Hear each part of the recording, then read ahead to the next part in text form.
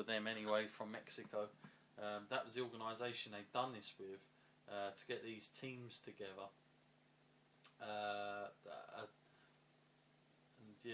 think the exchange control, blah blah blah.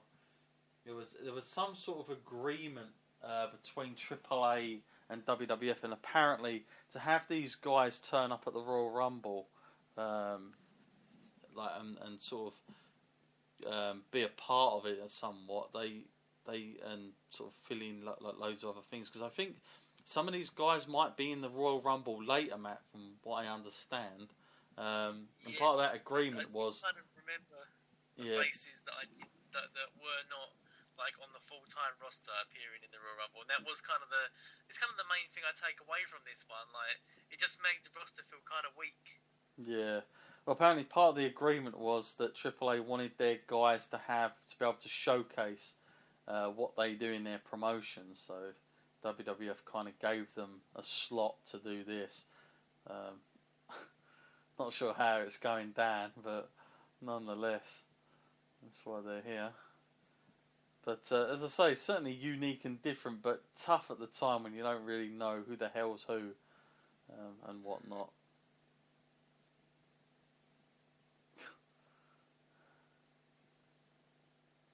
And like both sides are quite athletic, so it's hard to tell really who they're trying to put across as the one you should be cheering for. Yeah. Because one of them was an athletic move, and then the other one counters with another one. Yeah, I think fans would have just been like, "Oh my god." Even though there's been some unique things going on for this time, people probably wouldn't have seen this in America. I love that little handshake at the end of it. Right, okay, we're not getting anywhere. Let's just both tag out. This guy looks like a sort of version of the Macho Man in Lucha Libre here on the right, And this guy looks like the Patriot.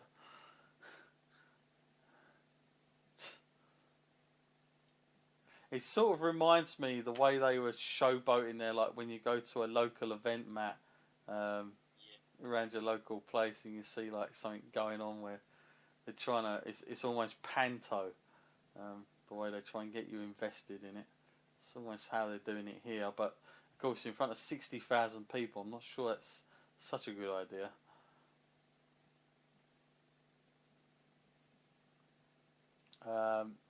I mean, how do you find the match thus far, Matt? Do you like this type of match, or given that we don't know who they are, but the match itself?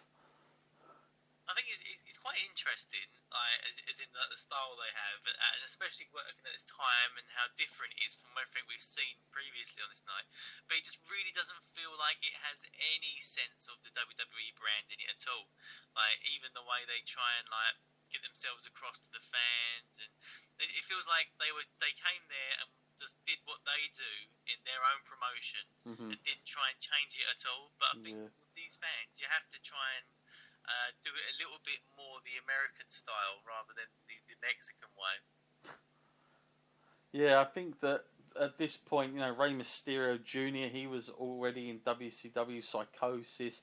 Like, those guys, I don't know why Vince didn't look at it and think, let's get them from ECW before they go to WCW. But, obviously you've got to give props for Bischoff there that he did do the Cruiserweight thing and gave them a chance, whereas Vince didn't really see anything in the light heavyweight, as he called it back then.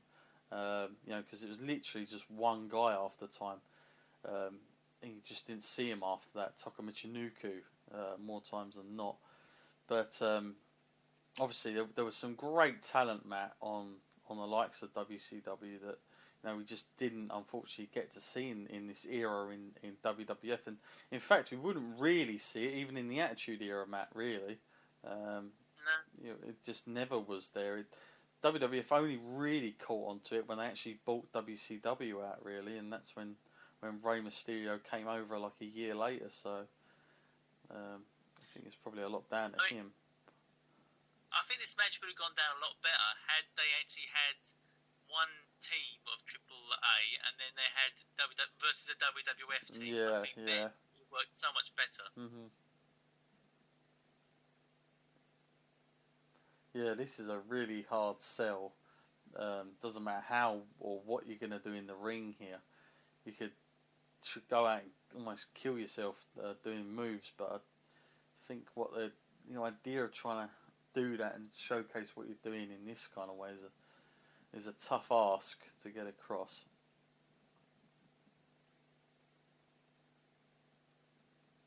Some version of the crossface here, but that's been broken up. Well, he just gave up on trying to make the tag. Yeah, you ready? You put his hand down.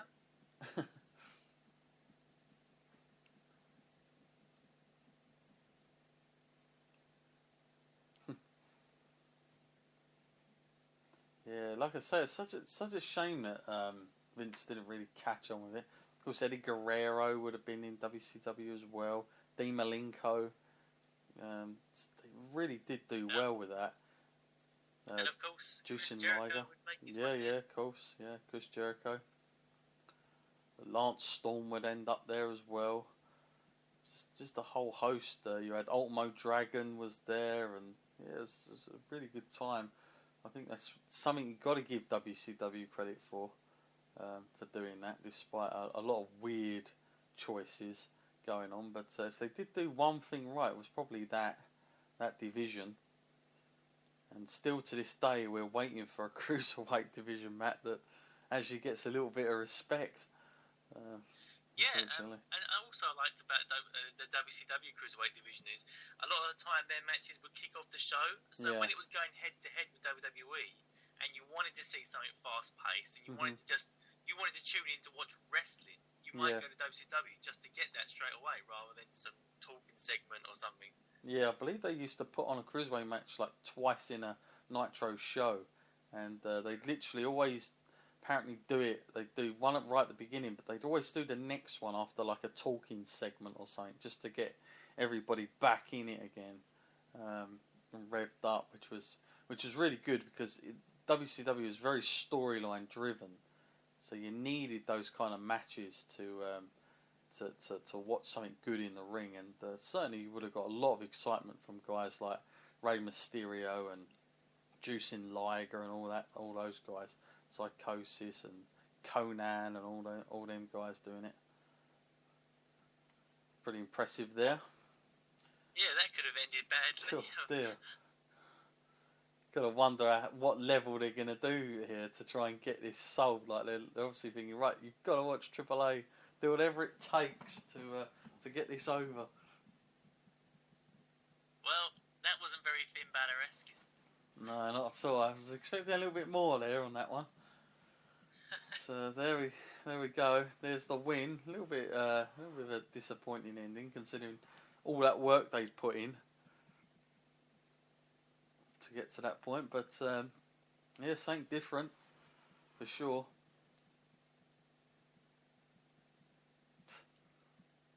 The referee looks like he doesn't know where the hell he is.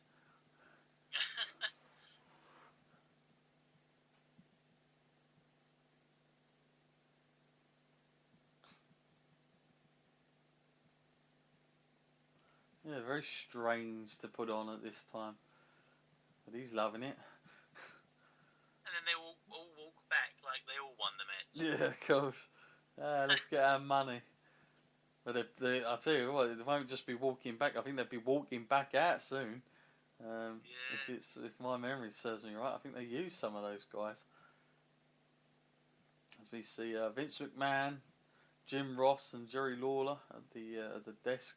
Lord knows how they commentated that match. I don't know how many what the move set would have been like for Vince to call some of them moves, Matt. Yeah. That big twisty thing. The words coming out of his mouth are probably saying one thing, but his head's saying another. It's like, oh, what a terrible idea. There we go. In Your House coming up. Which was always the pay-per-view in between half the time. And they revved it up to 12. And now we're going to Howard Finkel, who, of course, back here, mate, he used to have this long presentation of the rules that used to get explained. But we're going to get an attendance at the Alamodome now, and they're just giving that official attendance for it.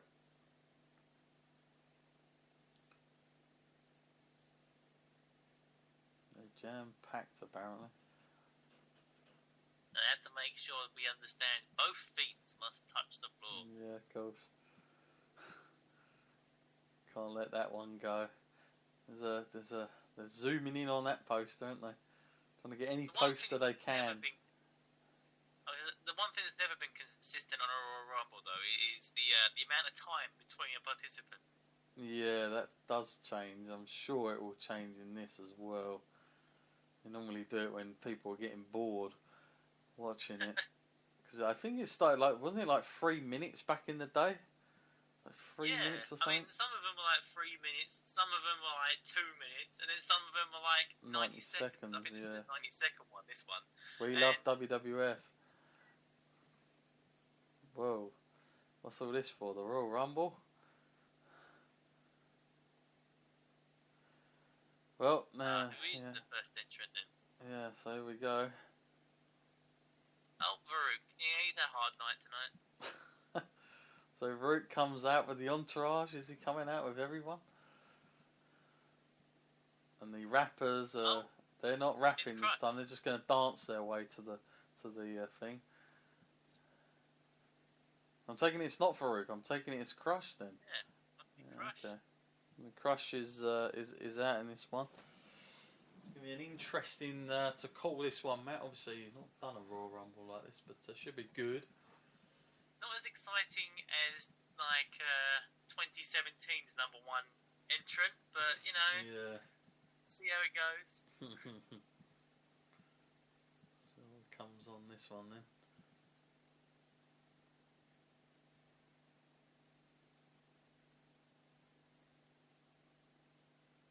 So Crush at number 1, and let's find out number 2. Oh, come on! Oh, typical. Well, of course, that was random, wasn't it? No doubt about that. When I saw it, I was like, "Oh, it ain't. It is Ahmed Johnson." So Ahmed Johnson in at number 2 in this one.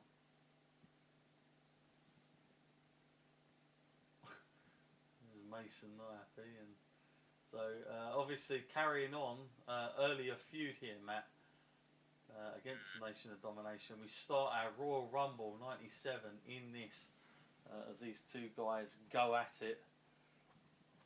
And again, Crush, really, Matt, is he one that you liked, or did you wonder, like me, what he was doing there, really? At this point, anyway. In general, his whole career, I did enjoy. Of course, he went through many kind of changes. I thought he was always pretty decent in the ring, and I did like his feud with the Macho Man. I thought that one went down well. I wasn't too keen when he was the third member of Demolition. There seems to be a lot of times when he's had sort of a question mark as to what is actually he doing? Why is he in this role? Demolition. And this one, it seems a lot of the time he was just floating around with not a lot of direction. If they'd given him some better stories, he could have been alright. Need to give him a better attire, I know that much. I always hate it when a guy is wrestling in some sort of jacket or top. It just makes no sense. It's like, why don't they just say take it off when you get in the ring or something at least? This is ridiculous. Yeah, it's so kind of like now, Baron Corbin takes it off. You don't leave that on. It's very strange. It's like IRS, isn't it? With the braces. But I must wrestle in my work attire. Very strange things that used to happen in this time. And like I say, it was a time, Matt, where we were coming away from all that and into something new, but it still hadn't found itself. It still didn't know where it was going quite. Do we get another entrant now? There's no countdown on this. Oh no. Oh, they had not even mentioned. Oh no, it's him. For a minute there, I was thinking, hey, wait, I forgot what year we was in, and I'm like, oh. So, for people that don't know, and they might think, whoa, we got Razor. It wasn't Razor. Well, it was Razor, but it wasn't Scott Hall.